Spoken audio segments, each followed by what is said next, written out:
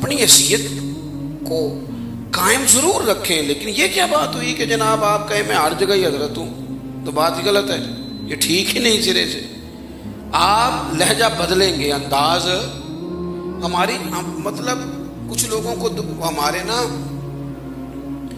ایک بزرگ فرمایا کرتے تھے کہ بچہ خواتین آتی تھی نا دیہاتوں میں دم کرانے، تو کہتی تھی یہ ضدی بڑا ہے، اور یہ بھی کہتی تھی کہ اس سے بڑا بھی ٹھیک ہے، اس سے بڑا بھی ٹھیک ہے، اس سے بڑا یہ چوتھے نمبر والا ہے جی، کسی کی نہیں سنتا، کسی کی نہیں مانتا۔ تو بزرگ فرمایا کرتے تھے کہ اس کے سامنے یہ بات نہ کہو کہ تو ضدی ہے، اس کا ذہن بن جائے گا کہ میں ضدی ہوں۔ تم اس کو پکا کرا رہے ہو کہ جی باقی فرما بردار ہے، میں نافرمان ہوں، یہ تمہارے مقابلے میں کھڑا ہو جائے گا۔ یہ پکا کرنے کی کیا ضرورت ہے؟ بس ٹھیک ہے کان میں کہو جی یہ مسئلہ ہے۔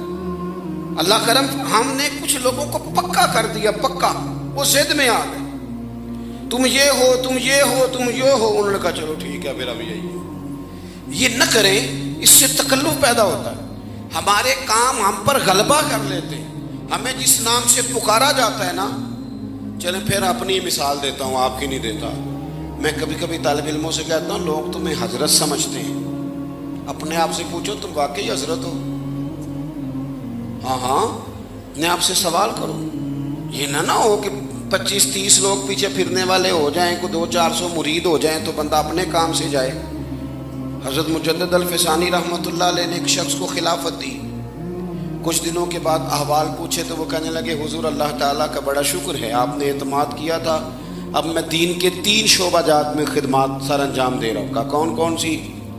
ایک تو کہنے لگے حضور میں تقریر کرتا ہوں، واعظ و نصیحت کرتا ہوں، اور دوسرا میں کتاب لکھتا ہوں، تحریر تصنیف تالیف کرتا ہوں، اور تیسرا میں اللہ تعالیٰ کے فضل سے تدریس کرتا ہوں، صبح پڑھاتا ہوں، کلاس میں جاتا ہوں، اسباق میں نے اپنے ذمے لیے ہوئے ہیں، تو تقریر بھی، تدریس بھی، تحریر بھی، تینوں کام کرتا ہوں۔ تو حضرت مجدد صاحب رحمۃ اللہ علیہ فرمانے لگے آپ نے جو کچھ لکھا فقیر کو خوشی ہوئی، یہ سارے کام بھی دین کے ہیں، پر یہ سارا کچھ تو آپ لوگوں کے لیے کر رہے ہیں، بتائیں اپنے لیے کیا کرتے ہیں؟ تہجد کے وقت آنکھ کھلتی ہے، صبح کچھ درود شریف پڑھنا نصیب ہو جاتا ہے، کچھ تلاوت اپنی روحانیت کے لیے کر لیتے۔ ہمارا کام نہ ہمیں یعنی 20 لوگوں نے کہہ دیا کہ آپ ولی کامل ہے تو اب یہ مان لے کہ میں ولی ہوں، 20-30 مریدوں کے کہنے پر یہ مان لے۔ جو زیادہ مضبوط لوگ تھے نا، زیادہ تگڑے، وہ تو زیادہ ڈرتے تھے، ان کے اندر زیادہ احساس تھا کہ یار یہ لوگ میرے بارے میں اچھا۔ حضرت ابو ہریرہ رضی اللہ تعالیٰ عنہ نے جا کے عرض کی یا رسول اللہ صلی اللہ تعالیٰ علیہ وسلم، لوگ میری تعریفیں کرتے ہیں، میں پریشان ہوں، ہر آدمی میرے بارے میں خیر بولتے ہیں، میں پریشان ہوں۔ حضور نے فرمایا ابو ہریرہ اگر تو مخلص ہے اور لوگ تیرے بارے میں خیر کے جملے بولتے ہیں، یہ تو دنیا میں تیرے لیے بشارتیں ہیں، لیکن وہ اپنے جگہ پہ ڈر رہے ہوتے تھے۔ لوگ انہیں کہتے تھے، وہ خود اپنے آپ کو ماننے کو تیار ہے، لیکن ہم تو زبردستی منواتے ہیں۔ یہ 2-4-5 لقب کوئی کم بیان کر لے تو مصیبت کھڑی ہو جاتی، لیکن آپ کو پتہ ہی نہیں ماں بدولت کیا ہوتے ہیں۔ میرے عزیز، ہمارا کام ہم پہ ہم بن کے بیٹھ جاتے ہیں کہ میں سیاستدان ہوں، میں تاجر ہوں، میں ڈاکٹر ہوں، میں لیکچرار ہوں، میں فلاں ہوں، میں حضرت ہوں۔ پھر اس کا نقصان ہمیں یہ ہوتا ہے کہ میں نے دیکھا ہے کہ میلاد کی محفلوں میں غریب لوگ رہ جاتے ہیں۔ اگر کسی بڑے آدمی کو کبھی بلانا ہے تو اس کو مسند صدارت دے تو تب وہ آتا ہے، غریب لوگ رہ جاتے ہیں۔ اور دین آیا بھی شروع میں غریبوں میں ہی تھا، رہے گا بھی غریبوں میں۔ اور حضور نے فرمایا تھا قیامت میں جب میں جنت جاؤں گا تو آگے پیچھے دائیں بائیں غریب لوگ ہی ہوں گے۔ حضور نے مالداروں پر بھی کرم فرمایا ہے، لیکن حضور کو امیر نواز نہیں کہا جاتا، غریب نواز کہا جاتا ہے۔ غریب نواز ہے محبوب۔ جو سمجھانا چاہ رہا تھا واپس لوٹتا ہوں، ہم اپنے اوپر غلبہ کر بیٹھتے ہیں کہ میں فلاں صاحب ہوں۔ نقصان کیا ہوتا ہے؟ تر و تازگی ختم ہوتی ہے۔ آپ کو پتہ ہے ڈاکٹر مشورہ دیتے ہیں کہ صبح سیر ضرور کریں، کام جو بھی کریں سویرے سیر۔ کیوں؟ وہ کہتے ہیں آپ کو تر و تازگی کی بھی تو ضرورت ہے نا۔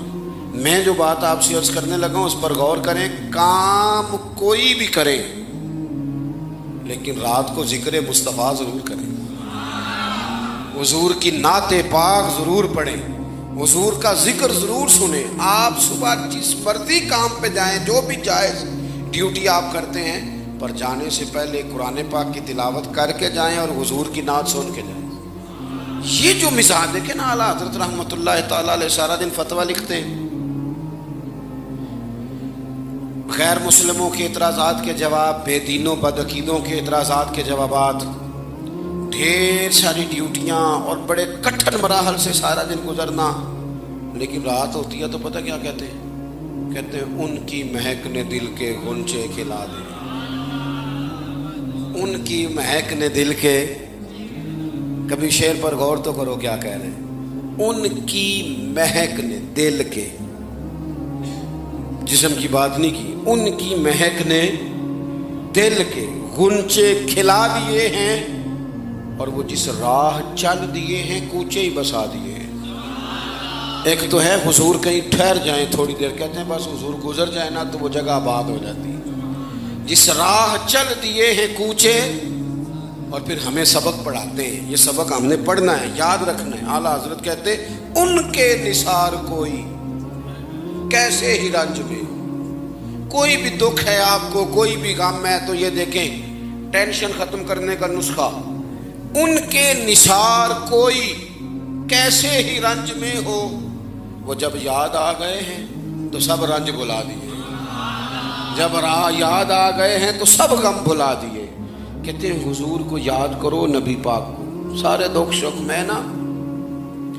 ایک بڑے شاعر ہیں پاکستان کے، میری ایک دفعہ ملاقات ہو گئی تو مجھے نہیں اندازہ تھا، تو مجھے کہنے لگے میں تو مولانا کا ایک شعر پڑھا، ایک شعر، کہنے لگے کیا کروں، بڑے شاعر دیکھے، بڑے ادیب دیکھے، لوگوں نے بڑی بڑی محبوب کے لیے باتیں کی، پر اس بندے نے تو قلم ہی توڑ دیا یار۔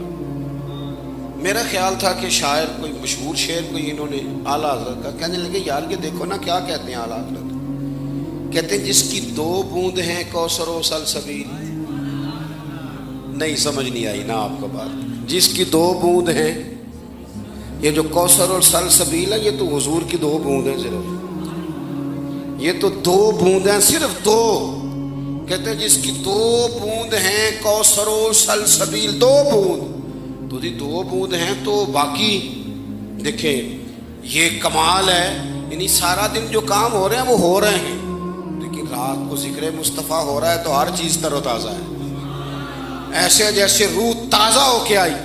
جس کی 2 بوند ہیں کوثر و سلسبیل، ہے وہ رحمت کا دریا ہمارا۔